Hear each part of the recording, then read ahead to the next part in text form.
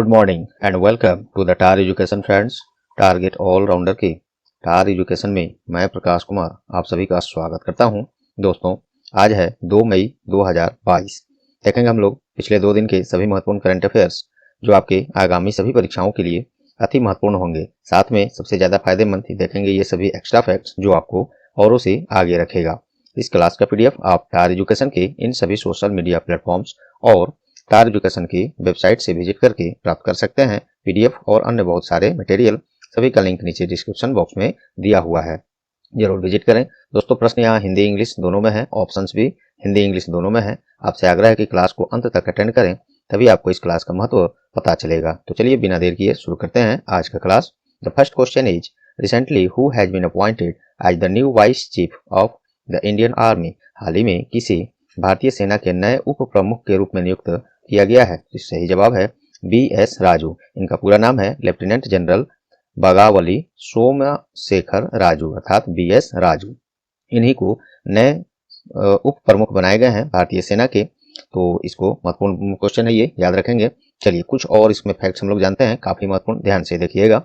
ये जो BS राजू बन रहे हैं नए उप प्रमुख, इनको ये मनोज पांडे का जगह लेंगे, लेफ्टिनेंट जनरल मनोज पांडे का जगह लेंगे, जिनको अब नए सेनाध्यक्ष, वही सेना के अध्यक्ष बनाए जाएंगे। 29वें सेनाध्यक्ष होंगे ये, जो कि जगह लेंगे किनका? मनोज मुकुंद नरवणे का। काफी थोड़ा सा इसमें कई पॉइंट हो गया, मैं समझ रहा हूँ, लेकिन ध्यान से देखिए, फिर से देखिए। जो मनोज मुकुंद नरवणे थे सेना प्रमुख, अब ये सेवानिवृत्त हो चुके हैं। अब इनके जगह पर मनोज पांडे अब नए सेनाध्यक्ष बनाए गए हैं। और ये जो BS राजू हैं, इनको नए उप सेना प्रमुख बनाया गया है। इंग्लिश में vice chief of Indian army बनाए गए हैं। उम्मीद करता हूँ ये आपको क्लियर हो गया। 3 चीजें यहाँ पे हम लोग को देखना पड़ा। चलिए कुछ महत्वपूर्ण पॉइंट्स यहाँ से देखते हैं। अभी CDS प्रमुख कौन है भारत के, अर्थात चीफ ऑफ डिफेंस स्टाफ कौन है? तो ये पोस्ट अभी खाली है, लेकिन chief of defence staff committee जो है उसके अभी प्रमुख मनोज मुकुंद नरवणे को बनाया गया था। अब देखिए न्यूज में आता है, तो इसको मैं नेक्स्ट क्लास में क्लियर करूंगा कि कौन है। लेकिन CDS प्रमुख का पोस्ट जो है खाली है, क्योंकि भारत के सबसे पहले चीफ ऑफ डिफेंस स्टाफ जो थे बिपिन रावत थे, जनरल बिपिन रावत। उनका पिछले वर्ष 8 दिसंबर 2021 को एक हेलीकॉप्टर क्रैश में उनका बहुत ही दुखद दुर्घटना में देहांत हो गया था। तब से ये पोस्ट खाली है। अब हो गए हम लोग के इंडियन आर्मी चीफ, जो ऊपर हम लोग ने चर्चा किया, वो मनोज पांडे हो गए। और vice chief of Indian army ये हो गए आपको वो जो प्रश्न में है BS राजू। ध्यान से इसको क्लियर रखिएगा, नोट कर लीजिएगा। 1-2 दिन तक कंफ्यूजन चलेगा उसमें, आपको मैं समझता हूँ। और देखिए यहाँ पे दिया भी है। और इंडियन एयरफोर्स चीफ कौन है? तो अभी वो हैं विवेक राम चौधरी। और चीफ ऑफ नेवल स्टाफ अर्थात नौसेना प्रमुख कौन है? तो R हरि कुमार। ये सभी रहे एक्स्ट्रा फैक्ट्स। आइए ऑप्शन से हम लोग काफी महत्वपूर्ण हाल फिलहाल के इसी तरह के नए अपॉइंटमेंट्स देखते हैं। ध्यान से सुनिएगा। अभी डॉक्टर सुमन बेरी, इनको क्या बनाया गया है? तो हाल ही में इनको नीति आयोग के नए अध्यक्ष बनाए गए हैं। डॉक्टर सुमन बेरी को नीति आयोग अर्थात national institution for transforming India, ये बनाया गया है। इसके अध्यक्ष बनाए गए हैं उपाध्यक्ष, इसको क्लियर कर लीजिएगा। नीति आयोग के उपाध्यक्ष बनाए गए हैं डॉक्टर सुमन बेरी। नीति आयोग का स्थापना कब हुआ था? 1 जनवरी 2015 को, मोदी जी के आने के बाद। नीति आयोग के अभी अध्यक्ष कौन है? ये तो उपाध्यक्ष हैं। अध्यक्ष होते हैं प्राइम मिनिस्टर ऑफ इंडिया, जो भी वर्तमान में प्रधानमंत्री होंगे वही होते हैं नीति आयोग के अध्यक्ष। तो अभी मोदी जी हैं। और मोस्ट इंपोर्टेंट, अभी नीति आयोग के CEO कौन है? CEO हैं अभी अमिताभ कांत। ये सभी फैक्ट्स यहाँ से आप याद रखेंगे। चलिए अजय कुमार सूद, इनको क्या बनाया गया है? तो इनको हाल ही में भारत सरकार का प्रधान वैज्ञानिक सलाहकार के रूप में नियुक्त किया गया है, अजय कुमार सूद को। मनोज पांडे, इनकी चर्चा हालांकि हम लोग ऊपर बहुत अच्छे से कर ही दिए हैं, फिर भी थोड़ी सी मैं बता दूं बस। ये थल सेना के अर्थात इंडियन आर्मी के अपने सेना के अब मनोज मुकुंद नरवणे की जगह पर अब अपने सेना प्रमुख कौन हो गए? Lieutenant general Manoj Pande. चलिए, और उप सेना प्रमुख वही हो गए प्रश्न में जो था BS राजू। ठीक है, थोड़ा सा ज्यादा अपॉइंटमेंट इसमें चर्चा हो गया, मैं समझ रहा हूँ, लेकिन वो आपके फायदे के लिए है। आहिस्ता आहिस्ता इसको आप देखिएगा दोबारा, अगर कंफ्यूज हो रहे हो तो। चलिए नेक्स्ट देखते हैं दोस्तों।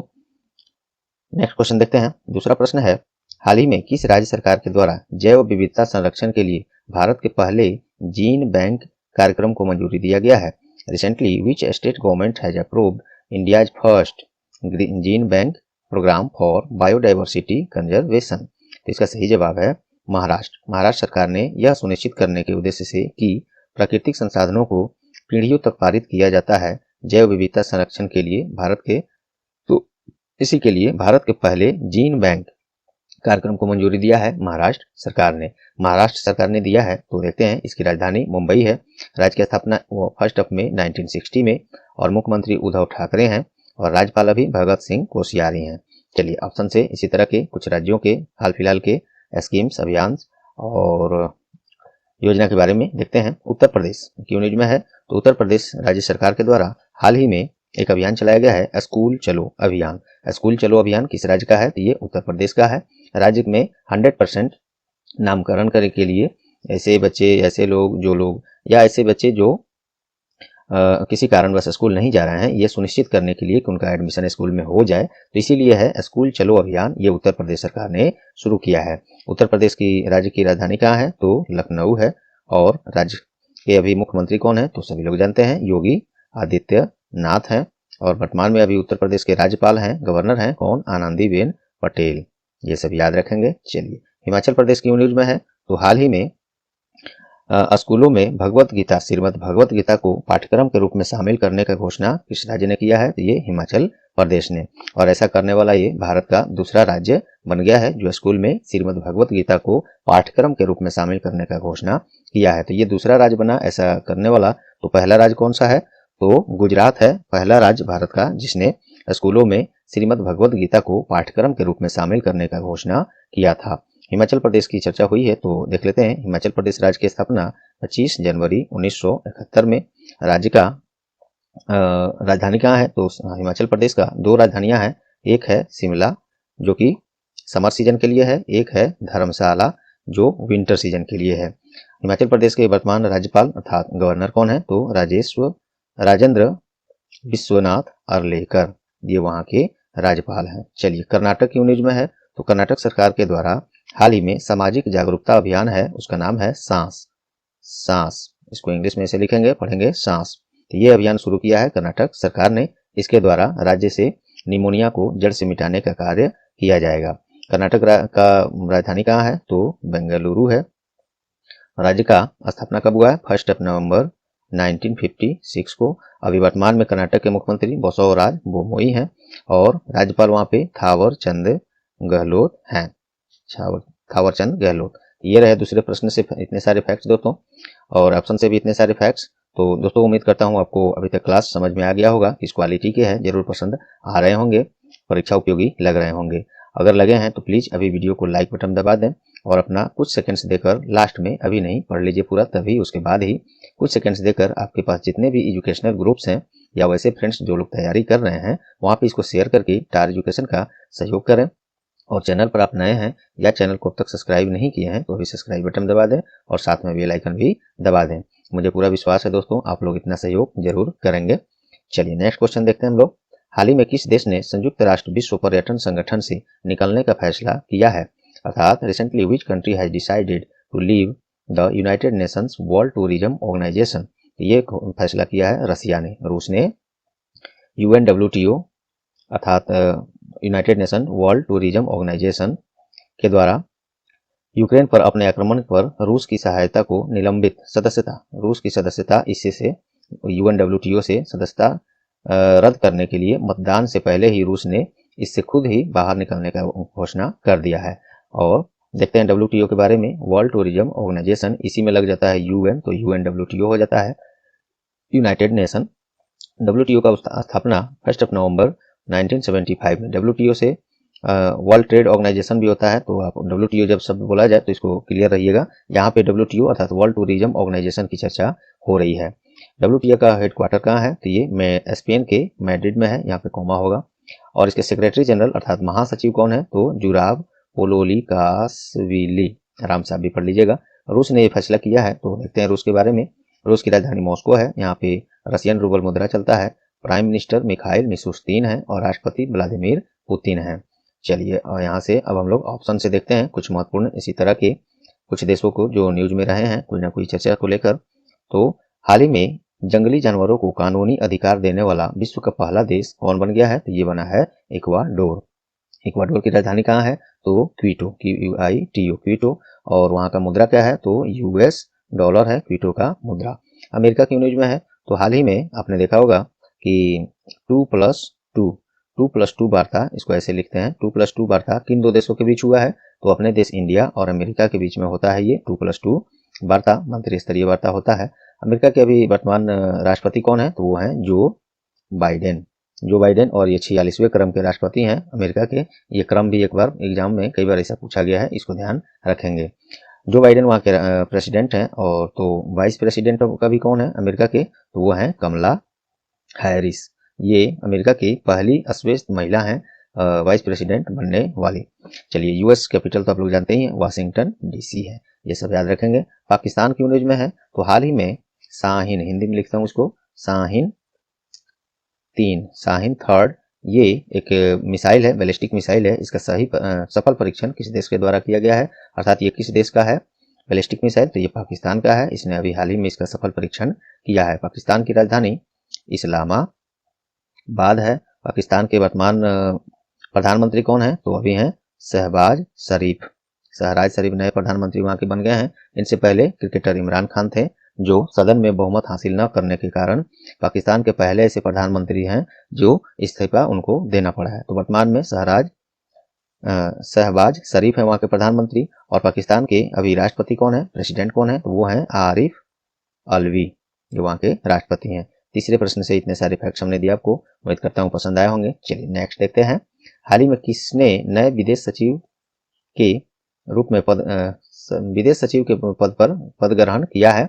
Who has recently assumed charges as the new foreign secretary? नए विदेश सचिव कौन बने हैं? ये तो इसकी चर्चा बहुत पहले हो गई थी, हम लोग क्वेश्चन कर भी लिए हैं, याद भी होगा आप लोग को। लेकिन अब ये अपना पद ग्रहण कर लिए हैं, तो फिर से कल न्यूज में आया हुआ है। तो इसका सही जवाब क्या है? नए विदेश सचिव बने हैं विनय मोहन क्वात्रा। इससे पहले नेपाल में भारतीय राजदूत थे। अब ये नए विदेश सचिव के रूप में नियुक्ति इनको कर लिया गया है। और नए विदेश सचिव के रूप में जो ये बने हैं विनय मोहन क्वात्रा, ये जगह किनका लिए हैं? तो हर्षवर्धन श्रृंगला का, जो कि 30 अप्रैल 2022 को सेवानिवृत्त हो गए हैं। अब चलिए, कुछ हम लोग काफी महत्वपूर्ण जो अक्सर एग्जाम में सचिवों के बारे में पूछा जाता है। सचिव तो ऐसे बहुत हैं, हर मंत्रालय में, हर डिपार्टमेंट में होते हैं, लेकिन कुछ केंद्रीय स्तर पर सचिवों के बारे में हम लोग चर्चा करते हैं जो एग्जाम में आते हैं, आने के चांसेज होते हैं। अभी कैबिनेट सचिव कौन है? तो राजीव गौबा। रक्षा सचिव कौन है? अजय कुमार। वित्त सचिव कौन है? तो टीवी सोमनाथ। गृह सचिव कौन है? अजय कुमार भल्ला। कृषि सचिव अभी कौन है? तो मनोज आहूजा। और यहाँ पे अजय कुमार 2 ठो है, तो इसमें कंफ्यूज ना हो आप। देखिए, अजय कुमार केवल रहेगा तो रक्षा सचिव होगा, और अजय कुमार भल्ला अगर हो जाए तो ये गृह सचिव अर्थात होम सेक्रेटरी हो जाएंगे। ये सभी रहा इसमें कुछ महत्वपूर्ण चीजें। आइए ऑप्शन से अब हम लोग देखते हैं कुछ और न्यू अपॉइंटमेंट। दिनेश प्रसाद सकलानी, इनको हाल ही में NCERT के नए निदेशक के रूप में, डायरेक्टर के रूप में नियुक्त किया गया है। NCERT अर्थात national council of education research and training. NCERT का स्थापना 1961 में हुआ था, और इसका हेडक्वार्टर न्यू दिल्ली है। और प्रेसिडेंट तो, डायरेक्टर तो यही हो गए दिनेश प्रसाद सकलानी। देवाशीष पांडा, इनको हाल ही में IRDAI अर्थात insurance regulatory development authority of India के नए चेयरमैन के रूप में नियुक्त किया गया है देवाशीष पांडा को। IRDAI भारत में जितने इंश्योरेंस कंपनियां हैं उसको रेगुलेट यही करता है। और इसका हेडक्वार्टर कहाँ है IRDAI का? तो हैदराबाद। और इसका स्थापना कब हुआ था? तो 1999 में। विनीत जोशी, ये न्यूज में क्यों है? इनको हाल ही में CBSE के नए अध्यक्ष के रूप में नियुक्त किया गया है विनीत जोशी को। CBSE अर्थात central board of secondary education, इसका स्थापना हुआ था 3 नवंबर 1962 में, 1962 में, और इसका भी हेडक्वार्टर न्यू दिल्ली है। ये सभी फैक्ट्स यहाँ से आप याद रखेंगे। चौथे प्रश्न से भी हम लोगों ने इतना कुछ सीखा। चलिए नेक्स्ट देखते हैं। Fifth question is on which day international labour day has been celebrated recently? हाल ही में किस दिन अंतर्राष्ट्रीय मजदूर दिवस या अंतर्राष्ट्रीय श्रम दिवस भी इसे कहते हैं मनाया गया है? तो ये मनाया गया है, सभी लोग जानते हैं, 1 मई को। 1 मई को ये दिवस मनाया जाता है। अंतर्राष्ट्रीय श्रम संगठन अर्थात ILO इंटरनेशनल लेबर ऑर्गेनाइजेशन के पहल पर। तो इसके बारे में देख लेते हैं। ILO इंटरनेशनल लेबर ऑर्गेनाइजेशन, स्थापना इसका 1919 में। मुख्यालय इसका स्विट्जरलैंड के जेनेवा में है। डायरेक्टर जनरल इसके अर्थात महासचिव कौन है? Gilbert F Houngbo. ये याद रखेंगे अच्छे से। चलिए कुछ महत्वपूर्ण डेज हम लोग इस ऑप्शन के थ्रू देख लेते हैं। तो 7 अप्रैल सभी लोग जानते हैं विश्व स्वास्थ्य दिवस कब मनाया जाता है, तो ये मनाया जाता है 7 अप्रैल को। इस बार मना भी दिया गया है विश्व स्वास्थ्य दिवस अर्थात वर्ल्ड हेल्थ डे, तो 7 अप्रैल को मनाया गया है। मोस्ट इंपोर्टेंट है इसका थीम क्या है, इस बार विषय क्या है, तो our planet our health, our planet our health, ये इसका थीम है इस वर्ष का, याद रखिएगा विश्व स्वास्थ्य दिवस का। और ये WHO अर्थात WHO वर्ल्ड हेल्थ ऑर्गेनाइजेशन, इसके पहल पर ये प्रत्येक वर्ष मनाया जाता है। WHO का स्थापना 7 अप्रैल 1948 में, और इसका हेडक्वार्टर स्विट्जरलैंड के जिनेवा में है। और इसके प्रेसिडेंट कौन है, तो प्रेसिडेंट है इसके तेद्रोस अधानोम, ये सभी याद रखेंगे। 10 अप्रैल को क्या मनाया गया है, तो 10 अप्रैल को हाल ही में विश्व होम्योपैथी दिवस मनाया गया है। 1 अप्रैल को क्या मनाया गया, तो उत्कल दिवस, ये क्यों मनाया गया, तो ये उड़ीसा सरकार अपने स्थापना दिवस को उत्कल दिवस के रूप में मनाता है। ये प्रश्न अपने आप में एक अलग प्रश्न है, पूछा जाता है। उत्कल दिवस 1 अप्रैल को उड़ीसा सरकार ने अपने राज्य का स्थापना दिवस के रूप में मनाया है। और उड़ीसा के बारे में जान लेते हैं। उड़ीसा राज्य की ये स्थापना 1 अप्रैल 1936 में। राज्य का राजधानी कहाँ है, तो वो है भुवनेश्वर है। और मुख्यमंत्री नवीन पटनायक हैं और राज्यपाल गणेशी लाल हैं। ये सभी फैक्ट्स 5वें प्रश्न से हैं। और दोस्तों उम्मीद करता हूँ यहाँ तक जरूर आपको पसंद आए होंगे। आए हैं तो लाइक बटन दबा दें, लास्ट में शेयर करके टार एजुकेशन का सहयोग करें। और चैनल पर नए हैं या चैनल को अब तक सब्सक्राइब नहीं किए हैं तो सब्सक्राइब कर लें और बेल आइकन भी दबा दें। पूरा विश्वास है दोस्तों आप लोग पर, मेरा टार एजुकेशन का इतना सहयोग आप लोग जरूर करेंगे। अब चलिए यहाँ से कुछ महत्वपूर्ण प्रश्न और हैं जो एक्स्ट्रा फैक्ट के साथ हम लोग फटाफट देख लेते हैं।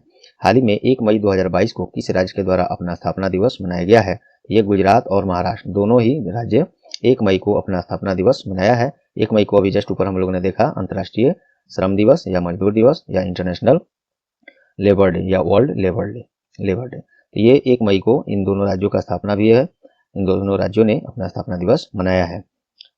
चलिए, और ये देखिए गलत टाइप हो गया यहाँ पे, 1 मई 2022 को ही गुजरात और महाराष्ट्र राज्य का स्थापना हुआ था, ऐसा नहीं है, यहाँ पे होगा 1960। चलिए, गुजरात राज्य का स्थापना हुआ था 1 मई 1960 को और राजधानी इसका गांधीनगर है। भूपेंद्र पटेल इसके मुख्यमंत्री हैं, आचार्य देवव्रत इसके राज्यपाल हैं वर्तमान में। चलिए महाराष्ट्र के बारे में भी जान लेते हैं। महाराष्ट्र राज्य का स्थापना 1 मई 1960 में, इसका राजधानी मुंबई है और उद्धव ठाकरे इसके वर्तमान मुख्यमंत्री हैं और राज्यपाल भगत सिंह कोश्यारी हैं। चलिए नेक्स्ट देखते हैं। Which bank has recently launched the open for all digital ecosystem for MSME, हाल ही में किस बैंक के द्वारा MSME के लिए open for all digital ecosystem launch किया है, तो ये किया है ICICI बैंक ने। Open for all digital ecosystem MSME के लिए ICICI बैंक, इसके द्वारा क्या है, ये जो एक प्लेटफॉर्म है, एक डिजिटल पारिस्थितिकी तंत्र है, इसके द्वारा जो इसका इंस्टाबीज एक ऐप है, कोई भी यहाँ तक कि ICICI बैंक के ग्राहक के अलावा अन्य लोग भी इस पोर्टल पर जाकर लाभ उठा सकते हैं डिजिटल समाधान का। और इसके माध्यम से इंस्टा OD प्लस के माध्यम से 25 लाख रुपए तक की तत्काल और पेपरलेस ओवरड्राफ्ट सुविधा भी प्रदान करने की इसमें ऑप्शंस हैं। ICICI बैंक अर्थात industrial credit investment corporation of India, इसका फुल फॉर्म होता है। हेडक्वार्टर इसका मुंबई है। स्थापना 1944 में। MD and CEO Sandeep Bakhshi हैं। चलिए नेक्स्ट देखते हैं। Recently a well known film and TV actor has passed away, what is his name, हाल ही में जाने माने फिल्म और TV अभिनेता का निधन हो गया है, इनका क्या नाम है, तो इनका नाम है सलीम घोष, ये भी पढ़ लीजिएगा, वही बात है। चलिए नेक्स्ट देखते हैं। 9वां प्रश्न है, हाल ही में किस दिन विश्व पशु चिकित्सा दिवस मनाया गया है अर्थात वर्ल्ड वेटनरी डे कब मनाया गया है, तो ये मनाया गया है 30 अप्रैल को। 30 अप्रैल को विश्व पशु चिकित्सा दिवस मनाया गया है। और इसका विषय है क्या, हाँ विषय है, यहाँ पे देखिए विषय है, इसका थीम है स्ट्रेंथनिंग वेटनरी रेजिलियंस, ये इसका थीम है। और ये हालांकि 30 अप्रैल को मनाया तो गया है, लेकिन ये प्रत्येक वर्ष 30 अप्रैल को ही नहीं मनाया जाता विश्व पशु चिकित्सा दिवस। एक्चुअल में अप्रैल महीने के आखिरी शनिवार को ये दिवस मनाया जाता है, विश्व पशु चिकित्सा दिवस, जो कि इस बार 30 अप्रैल को पड़ा है। ये क्लियर याद रखिएगा, हमेशा के लिए इसको मत नोट कीजिएगा, इसको स्पष्ट दिखाकर नोट कीजिएगा कि अप्रैल महीने के आखिरी शनिवार को ये दिवस मनाया जाता है, जो कि इस बार 30 अप्रैल को पड़ा है। नेक्स्ट है, which festival has been celebrated by Rural Electrification Corporation Limited REC recently. ग्रामीण विद्युतीकरण निगम लिमिटेड के द्वारा कौन सा उत्सव हाल ही में मनाया गया है? तो बिजली उत्सव ये मनाया गया है। और ये मनाया गया है देखिए मणिपुर, उड़ीसा और छत्तीसगढ़ में इसको सार्वजनिक बुनियादी ढांचा वित्त कंपनी जो है ग्रामीण विद्युतीकरण निगम लिमिटेड के द्वारा मनाया गया है इस उत्सव को। इसको आयोजन करने का खास मकसद क्या है? तो ये उसी तारीख को जब 28 अप्रैल 2022 को चुना गया, इसलिए क्योंकि यह DDUGJY इसी का फुल फॉर्म है के तहत सभी गांवों में बिजली के बुनियादी ढांचे तक सफलतापूर्वक पहुंच प्रदान करने की दिन थी शुरुआत जब इसको किया गया था, और इसका ये चौथा साल गिरा है। अच्छा, अभी मोस्ट इम्पोर्टेंट, विद्युत और नवीन और नवीकरणीय ऊर्जा मंत्री कौन है? तो श्री RK सिंह है, राजकुमार सिंह। तो ऊर्जा मंत्री कहा जाए या इस तरह से भी आपको पूछा जाए तो ये राजकुमार सिंह इसके मंत्री हैं।